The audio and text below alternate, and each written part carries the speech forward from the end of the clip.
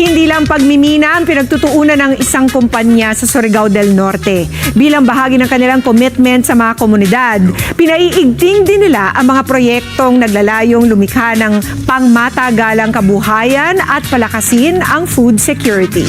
May report si Gianna Llanes. Nagkaloob ang Taganito HPAL Nickel Corporation o THPAL sa pamamagitan ng Social Development and Management Program o SDMP ng 12,000 bangus fingerlings para sa aquaculture project ng Bayanihan of Lapinigan Association sa Barangay Lapinigan, Claver, Surigao del Norte. Isinagawa ang stocking ng mga fingerlings noong July 13, kung saan inilagay ang mga ito sa Norwegian fish cage sa madaling araw upang matiyak ang mas mababang temperatura ng tubig. Dumaan din ang mga isda sa acclimatization process upang makapag-adjust sa kanilang bagong kapaligiran at mabawasan ang posibilidad ng pagkamatay ng mga ito. Target ng bola na makapag-ani ng 10 toneladang bangus ngayong taon.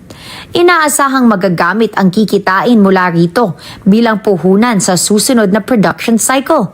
Mapalakas ang livelihood program ng samahan at matiyak ang tuloy-tuloy na operasyon ng kanilang aquaculture project.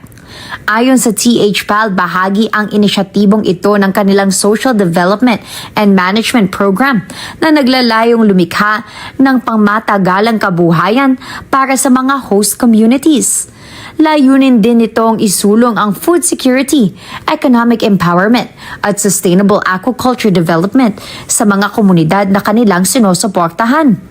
Matatagpuan ang THPAL sa Taganito Special Economic Zone sa Claver, Surigao del Norte, kung saan pinoproseso ang low-grade nickel ore para maging nickel at cobalt mixed sulfide na ginagamit sa paggawa ng mga produktong pang-industriya tulad ng rechargeable batteries, electronics at medical equipment. Gianna Llanes para sa Mata ng Agila. Matatag, matapang, matapat.